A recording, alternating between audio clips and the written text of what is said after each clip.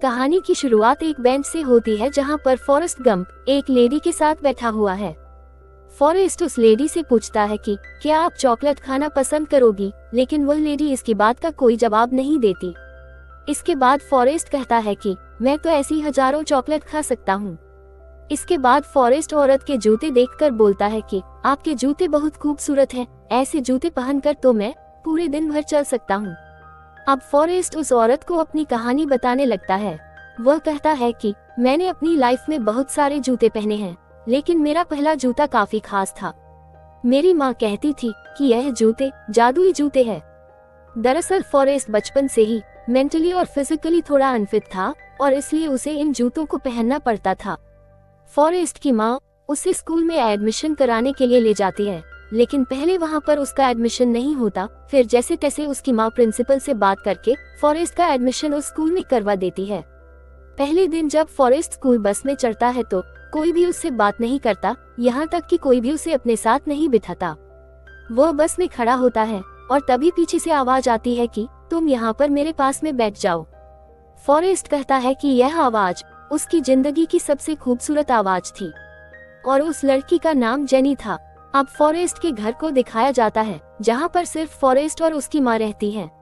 एक दिन फॉरेस्ट के घर पर एक सिंगर आया होता है जो कि गिटार बजा रहा होता है और उसके गाने पर फॉरेस्ट अजीब तरीके से डांस कर रहा होता है। अब एक दिन फॉरेस्ट और उसकी माँ मार्केट में गए होते हैं। तभी फॉरेस्ट एक टीवी पर देखता है कि टीवी पर उसी सिंगर को दिखाया जा रहा है जो कि उसके घर पर आया था और वह ठीक फॉरेस्ट की तरह ही डांस कर रहा था और लोग उसे काफी पसंद भी कर रहे थे। अब फॉरेस्ट लेडी से कहता है कि मेरी माँ कहती थी कि लाइफ में मिरेकल्स होते रहते हैं और ऐसा ही एक मिरेकल मेरे साथ भी बचपन में हुआ था। बचपन में जब फॉरेस्ट अपनी फ्रेंड जेनी के साथ घूम रहा होता है तभी वहाँ पर कुछ लड़के उसे परेशान करने के लिए आ जाते हैं। वह उनसे पीछा छुड़वाने के लिए वहाँ से भागने की कोशिश करता है। ये देखकर जेनी फॉरेस्ट को चिल्लाकर कहती है कि भागो फॉरेस्ट भागो, तुम भाग सकते हो। फॉरेस्ट भागने की कोशिश करता है और भागते भागते उसके पैरों के जूते खुल जाते हैं और वो उस दिन ठीक हो जाता है। वह भागकर इतनी आगे निकल जाता है कि उसका पीछा करने वाले लड़के अपनी साइकिल रोककर उसे ही देखने लगते हैं। फिर काफी साल गुजर जाते हैं और फॉरेस्ट और जेनी बड़े हो जाते हैं। वह दोनों उसी पार्क से टहलते हुए जा रहे होते हैं कि तभी वह तीन लड़के दोबारा से उन्हें परेशान करने के लिए आ जाते हैं। इस बार भी फॉरेस्ट उनसे बचने के लिए वहां से भागने लगता है और जेनी उसे चिल्लाकर बोलती है कि भागो फॉरेस्ट भागो। फॉरेस्ट भागते भागते एक फुटबॉल ग्राउंड में पहुंच जाता है। टीम का कोच फॉरेस्ट की स्पीड को देखकर काफी खुश होता है और वह उसे अपनी टीम में रख लेता है। फॉरेस्ट की वजह से वो लोग काफी सारे मैच जीत जाते हैं और आगे चलकर फॉरेस्ट का सिलेक्शन ऑल अमेरिकन टीम में हो जाता है। फॉरेस्ट 5 सालों तक फुटबॉल खेलता है और कॉलेज की डिग्री लेने के बाद आर्मी ज्वाइन कर लेता है। आर्मी में उसकी मुलाकात बब्बा से होती है। ये दोनों आगे चलकर काफी अच्छे दोस्त भी बन जाते हैं। अब एक दिन फॉरेस्ट जेनी से मिलने के लिए आता है और उसे कहता है कि वो अब वियतनाम जा रहा है। जेनी उससे से कहती है कि अगर तुम पर कोई मुसीबत आई तो तुम वहाँ से भाग जाओगे, ना कि हीरो बनने की कोशिश करोगे। फॉरेस्ट उससे वादा करता है और कहता है कि मैं तुम्हें वहाँ से लेटर लिखा करूँगा और यह सुनकर जेनी वहाँ से चली जाती है।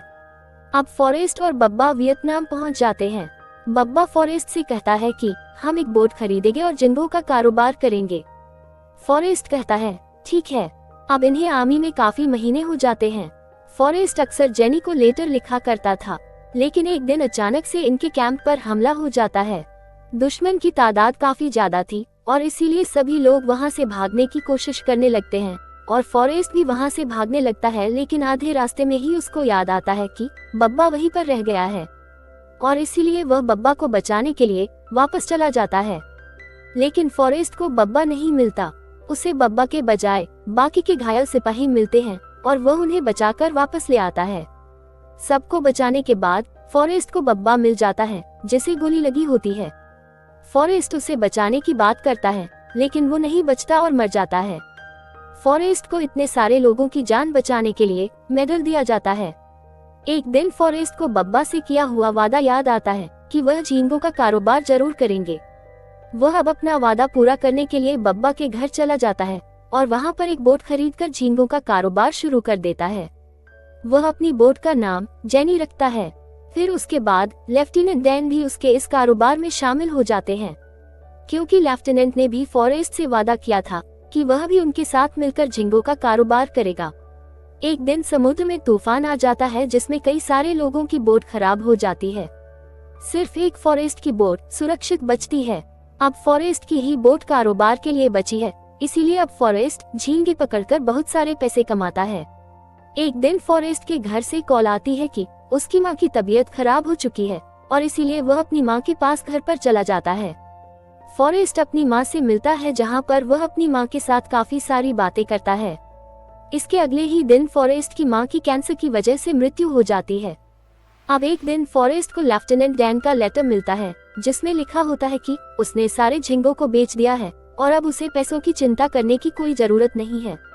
अब फॉरेस्ट अपनी आधी जमीन एक चर्च और एक अस्पताल को डोनेट कर देता है और बब्बा के हिस्से के आधे पैसे उसकी फैमिली को पहुंचा देता है। अब एक दिन फॉरेस्ट अपने गार्डन में घास काट रहा होता है कि तभी वो सामने से जेनी को आता हुआ देखता है।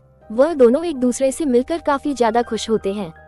अब कुछ दिन जेनी और फॉरेस्ट साथ में बिताते हैं, लेकिन एक दिन जेनी फॉरेस्ट के उठने से पहले ही वहां से चली जाती है। ये देखकर फॉरेस्ट काफी उदास हो जाता है। इसके बाद वह भागना शुरू करता है। वह लगातार भागता ही रहता है और इसके चलते वह दुनिया भर में फेमस हो जाता है। काफी सारे लोग फॉरेस्ट को अपना आइडल मानकर उसके साथ साथ भागने लगते हैं।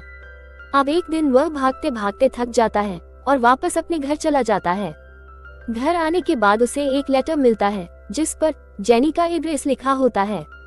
अब ये कहानी वापस वहीं पर शिफ्ट होती है जहां से ये शुरू हुई थी, यानी कि उसी बेंच पर जहां पर फॉरेस्ट बैठकर एक लेडी को अपनी कहानी सुना रहा होता है। वह वहां पर बैठकर बस का इंतजार कर रहा होता है। वो लेडी उससे वो एड्रेस पूछती है और जब फॉरेस्ट उसे एड्रेस बताता है तो लेडी बोलती है कि तुम्हें इस एड्रेस पर जाने के लिए बस की जरूरत नहीं है, ये तो पास में ही है, तुम पैदल ही जा सकते हो। ये सुनकर फॉरेस्ट तुरंत वहां से जेनी के घर के लिए निकल जाता है। जेनी के घर पहुंचकर वह जेनी से मिलता है और ये दोनों एक दूसरे को गले लगा लेते हैं और काफी खुश हो जाते हैं। जेनी उसे बताती है कि उसके पास एक अनाथ लड़का है जिसका नाम भी फॉरेस्ट गंप है। वह उसे ये भी बताती है कि उसे एक बीमारी है जिसके चलते वह कुछ ही टाइम बाद मर जाएगी। फिर ये दोनों शादी कर लेते हैं और उसकी शादी पर लेफ्टिनेंट डैन भी आता है। फिर एक दिन जेनी की मृत्यु हो जाती है और फॉरेस्ट काफी ज्यादा दुखी हो जाता है। वह उसकी ग्रेव पर ही रोने लगता है। फिल्म के आखिर में हम बड़े फॉरेस्ट गंप और छोटे फॉरेस्ट गंप को साथ में बैठा हुआ देखते हैं।